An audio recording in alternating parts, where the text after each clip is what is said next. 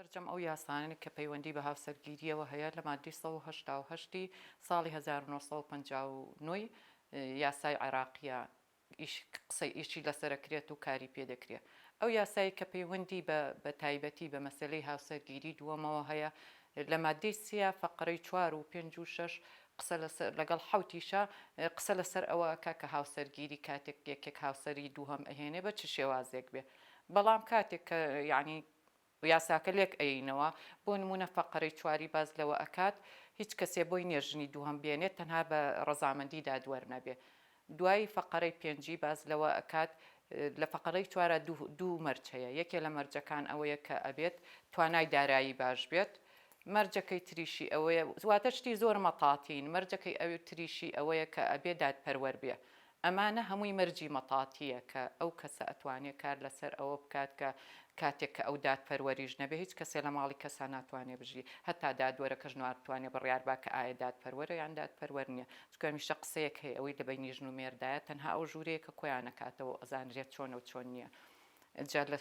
قسەکە لەسەر ئەوەشە زۆر جار ژنەکان یعنی زاتی ئەوە ناکەن یەخود ناوێرن هەتا ئەوەی کێشانەی کە هەیەە لە ماڵەوە بهێننە دەرەوە. ئەمە یعنی زیاتر باز لە یاساکە ئەەکەین لە مادەیەکی ترا باز لەوە ئەکات کە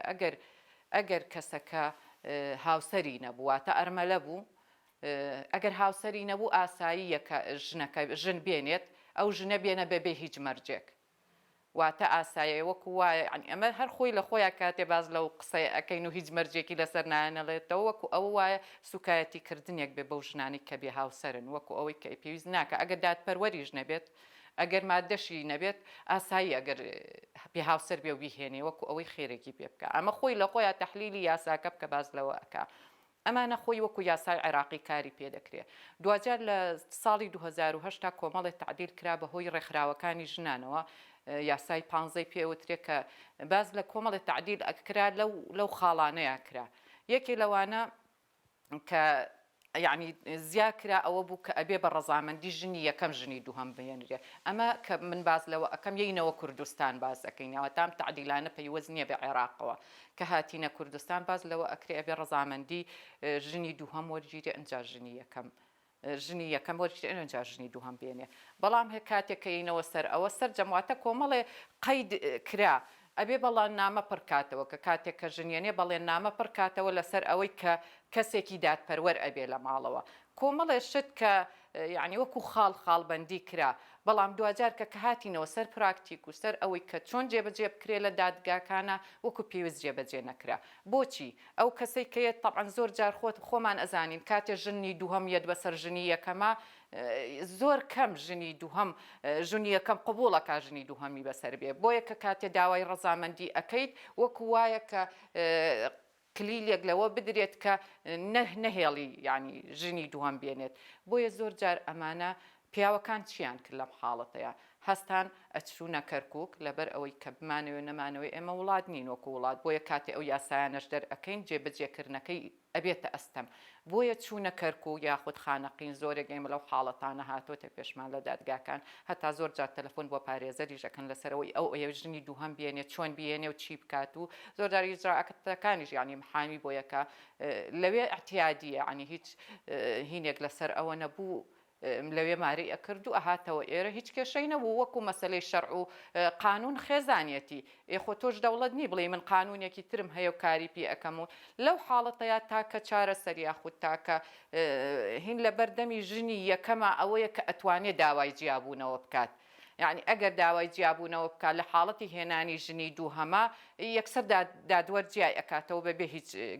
بەبێ ئەوەی هیچ مشکلەیەکی هەبێ. بەڵام خۆتەوە دوجاریش کە باز لە جیابوونەوەی ژنی یەکەمیش ئەەکەین بێگومان ژنی یەکەم هەمیشە کۆمەڵێ مناڵی هەیە. خۆ کێشەکەش گێتەوە سەر مەسەلەی داراییەکە کە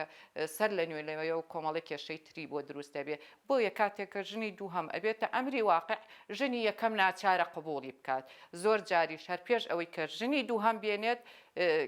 پیاوەکە قسە لەگەڵ ژنی یەکەمی ئەکات و ڕازی دەکا ئەگەر بە زۆریش بێت ئەی باتە بەردەمی دادوەر و ڕەزامەندیەکەی پێوەرەگرێ بۆی ژنی دووهەم بێنێ ئێستا ئەمانە وای لێ هاتبوو فترێک ئەسڵەن هیچ پیاوێک حەقی نەبوو یان لێرە ژنی نەهێنا یەکسەر ئەچوە خانەقین و کەرکک ئێستا خۆشببختیەکە لەوەیە لە کەرکک و ئەوانە داوای نفوس ئەکەن ئەو لەسەرەوەی نفوسیان کوێ نییە جا نازانین ئەوە بە چ هینێکەکە بەڵام لەگەڵ ئەوەشا هێشتا دەرچەیەکی کە دۆزراوەتەوە لەسەر ئەوەی زەواجی مسیار هەیە ئەنواع وەشکاڵ زەواجی تر هەیە زەواجی متعە هەیە ئەم کۆمەڵە زەواجانە کراون بە بەدیل بۆ زەواجی ئەم کە ژنەکەی تر دوجار ژنی یەکەم زۆر جار ئەمەشی قوبوڵ نییە نیان نازانێ ئەسڵەن ئەبێتە هۆی مشکلەی گەورە و بە خیانەت لە قەڵەم ئەدرێ ئەگەر چی من وەکو شخصی خۆشم من بە شتێکی ناشیاوی ئەزانم بێگومان ئەمە خیانەتکردنە بەڵام دوجار کێشە گەورەکەمان لەسەر ئەوەیە ئەو یاسایانی کە دەرچوون لە پەرلەمانی کوردستان لە 2010 کاری پێ ناکرێت بەڵکو ئەو یاسایە کاری پێ ئەکرێت کە لە عێراق دەرچووە ئەوەی کە لە عێراقیش دەرچووە سزاش بۆ هەر کەسێک یعنی ژنی دووهەم بێنێ بەپی ئەو مەرجانە ئەگەر دادپەروەری نەبێت یاخود پارەی نەبێت بەپی یاسای 1970 سزاکەی تەنها ئەوەنەیە ئەڵێ 6 مانگ سزا بدرێت لەگەڵ ئەوەشە 100 دینارێک یعنی پارەیەکی زۆر ڕەمزی کە ئەسڵن شایانی باسکردن نییە لێی وەرئەگیرێت تەنها ئەوەندەیە سزاکەی هیچی تر نییە دوجار مەسلەی دادپەروەری وەکو خاڵێک دانراوە على ئەساس یعنی ئەمە ئەبێ جێبەجێ بکرێ دادپەروەری هیچ کاتێ شتێک نییە نەحاکمیش ناتوانێت یعنی بڕیان لەسەر ئەوە بە ئایا ئەم پیاوە دادپەروەر ئەبیان دادپەروەر نابێت چکە دوجار کە ئیمزای گرێبەستەکە کراو چووە دەرەوەی دادگاکان کەس نازانێ ئایا دادپەروەر ئەبێ یان دادپەروەر نابێ واتە شتەکان شتێکی ڕووکۆمەڵێشتی ڕووکەشە کە ئەسڵەن جێبەجێکردنی زۆر ئەستەمە طبعا گرێبەستێک هاتە بەردەستم طبعا تۆ ئەتوانی لە گرێبەستا شەرت دانی ئەمە شتێکە هیچ یعنی کەمترین ژن ئەیزانێ یاخود کەمترین کچ ئەیزانێ کاتێ هاوسەرگیری ئەکات گرێبەستی هاتە بەردەستم یەکێ لە مەرجەکانی ئەوە بوو کە بۆی نییە هاوسەری دووهەم بهێنێت ئەم مەرجە ئەیبەستێتەوە و قانونیە هەچ کاتێ ژنی دووهەمی هێنا یعنی ئیتر ئەتوانێت جیابێتەوە بەبێ هیچ کێشەیەک کەواتە ئەمە ئەکیدم زۆرێک نە لە کچان لە ژنان نایزانن هەتا من ئەو ڕۆژە لە دایرەیەک بووم وتم وەرن کچی دەکاتێ زەواجتان کرد ئەم مەرجە دانێن تو ئەو کاتە لەوانەیە بە هەندی وەرنەگری زۆرێک لە مشکیلەکانی کچان کاتێک هاوسەرگیری ئەکەن ئەوەیە کێشەکەیان بەرەو دنیایەکی زۆر پەمەیی ئەڕۆن بیر لە پاشخانەکەی ناکەنەوە ئایا چۆن ئەبێت و چی ئەبێت بۆیە هەتا مەسلەی مارەیش مارەی من پێشتر لەگەڵیانە بووم بەڵام لە ئێستادا ئەوەی تێبینی ئەەکەم باشترین چەکە بەدەست کچەوە یعنی لەوانەیە ئەوە من وەکو مەسلەیەک لەسەریشم بکەوێ بەڵام بەجددی ئەوەی کەمارەی هەیە زۆر جار پیاوەکە چەند جار بیر ئەکاتەوە بەڵام ئەوەی کەمارەی نییە هەر یەکسەر بەبێ یەک و دوو ڕای ڕەکێشی مەحکەمەکانی ئەکات و مەحکەمەش خۆت ئەزانی کاتێک ئیشەکە کەوتە دادگاوە بێگومان ساڵێک 2 ساڵ 3 ساڵ ئەڕوات تاوەکو ئەو ژنە جیا ئەبێتەوە و چەرمەسەری دنیا بەسەریت بۆیە ئەو مەرجە یەکێکە لەو مەرجانی کە من لێرەوە بانگەشەی ئەوە کەم کچەکان ئاگاداری ئەوە بن ئەتوانن مەرجی ئەوە دانێن وەکو یاسا هەیە کە ئەو پیاوە بۆی نەبێ هاوسەری دووهەم بێنێ کە هاوسەری دووهەمی هێنا ئەو ئۆتۆماتیک ئەو دەسەڵاتە ئەچێتە دەست کچەکە و ئەتوانێت جیاببوونەوەی خۆی بکات ئەمانە شتێک کۆشتێکن کە نازانرێ بەدەر لەوە مەسلەی وشیاری ژن زۆر جار ژن لە پێناوی ئەوەی کە یان داراییەکەی باش نییە یاخود خاڵێکی سەرەکی تر مەسلەی مناڵ وابەستەی ئەو ماڵی ئەکات وابەستەی ئەو پیاوەی ئەکات وای لێ ئەکات ئێستا خۆ زۆرێ لە ژنەکان لە دەرەوەش ئیشەکەن و لە ماڵەوەش ئیشەکەن من مناڵەکان وای لێ ئەکا وابەستە بێ بەو خێزانەوە خۆ ئەگەر هاوسەرەکەشی باش نەبێت هەر لەو خێزانەیە ئەمێنێتەوە زۆر جار سوکایەتی قوبوڵەکە لێدان قوبوڵەکە کۆمەڵێ شت قوبوڵەکە خۆ ئەوانی کە دێنە دادگاکان یعنی گەیشتۆتە حەدی تەقینەوە بۆیە هاتۆتە دادگاکان ئەنجینا زۆر کەیسمان هەیە شاراوەیە و ئەسڵەن هەموو شتێکی قوبول کردووە ئەڵێ لە پێنە ئەم قسە باوەش هەیە لە پێناوی مناڵەکانمان لە پێناوی ئەوەی کە شەرەفم بپارێز لێ لە پێناوی ئەوەی کەس قسەم پێنەڵێ ئەمانش کۆمەڵێ شتن کە وای لە ژن کردووە تەحملی هەموو کێشەکان بکات هەر کەسێک کە ئیشی کرد بۆ نمونە تۆ ڕۆژنامە نووسی ئیشەکەی خۆت کەس ناتوانێت سانسۆر بخاتە سەرت مەسەلەی پارێزەریش وایە هەر ئیشێک هەبوو من بەرامبەر بە پارەیەک ئیشەکەم مەسەلە ویژدانی وشیاریەکە لێگەڕێکە شتێکی ترە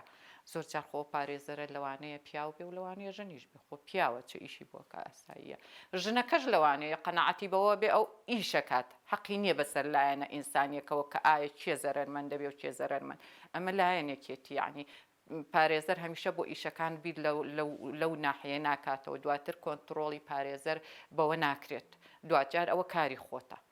ئێمە بمانەوێ نەمانەوەی ئێستا باس لەوەکەن کە ژنی دووەم زیایی کردووە پێشتر هەروەکو کللتور نەبوو پێشتر عیبە بوو ئەگەر پیاوێک ژنی دووهەم بێنێ هەر بە چاوێکی شێوازێکی کە سەیرەکرا بەڵام ئێستا بۆتە ئازایەتی بۆی ئەبێ کار لەسەر ئەوە بکرێت لە ڕێگەی ڕایگەیاندنەکانەوە لە ڕێگەی بەرزکردنەوەی ئاستی و شیاری ژنانەوە لە هەموو ئەم ڕێگایانەوە بۆ ئەوەی کە ئەمە وەکو کللتور کەم کرێتەوە ئاستی و شیاری ژنان لەسەر ئەوە بەرزکرێتەوە کاتێک بە نەمانی پیاوێک نەکەوێتە سەرجادا بتوانێت توانای دارایی ئەوەنە بەهێز بێ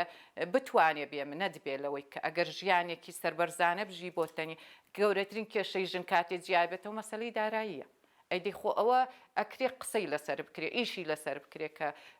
ژنان ئاستی و شیاریان ئەوەنە بەرز بێ زۆر ژن کاتێ زەواجەکە هەر لە دەرگاکە و پیاوەکە پێڵێ لە واز لەو کارە بێنە چەندەها حاڵەتی ئێستا یعنی زۆر کچی ینی خاوەن شەهادە و ئەوانش ئێستا ژێنە لامان ینی من ئەو ڕۆژە لە شوێنێک بووم یەکسە کچەکە هاتووتی من ئەمەوێ زەواج بکەم پیاوەکە و توێتی ئەبێ واز لە ئیشەکەت بێنی ناچارم واز لە ئیشەکەم بێنم جا تۆ ئەو بیرکردنەوەی زۆر مشکیلەیە عنی ژنانمان لە ئاستێکان لە وشیار هەر زەواج بکە مشکیلەی نییە نازانی لە دواوە چی ڕوەدا تۆ لە دەرگاکەەوە بڵێت ئیژمەکە بەتەکید ئەدخاتە کونجی ژوورە و ئەدبەستێتەوە تەنها وابەستەت ئەکا بە خۆیەوە ئەو وەختە ئەبێ ینی چاوەڕێ گیلفانی ئەو بی دینارێکت باتێ ئەو وەختە ئەبێ وابەستەی ئەو بی پێت بڵێ هەڵستا دانیشە بچۆ ماڵی باوکن مەچۆ کۆمەڵی وابەستەی هەیە کە ژن بەدەست خۆیەتی ئەتوانێت ئەوە نەقوت لە خۆیان دروستکە هەتاگەر بێتە حاڵەتی جیابوونەوەش زۆر ئاسایی بێت بەلایەوە و ژیانی خۆی بکات کۆمەڵی حاڵەتی دەرونی هەیە کە ژن ئەسڵەن باسی ناکات لە ماڵەوە دانیشتێ سەررجەم ئەو کەیسانێک کە ئەبینی کچێ خۆی فڕیاوەتە خوارەوە ئەبینی خۆی سووتانوە ئەبینی خۆی کشتووە بە هەر حاڵەتێک ئەڵێ کێشەی دەرونی تاعاان بەداخەوە یعنی هەمووش یەکسرە بنەوە بەو ڕێچکەیە کێشەی دەرونی هەبوو بەڵام کێشە دەرونیەکە چی بوو خۆ خەفەتێکی ئاسایی ئەگەر کەسێک لە پشتن نەبێ ئەگەر خۆت بە قوت نەبی ئەگەر هاوڕەیەکی باش و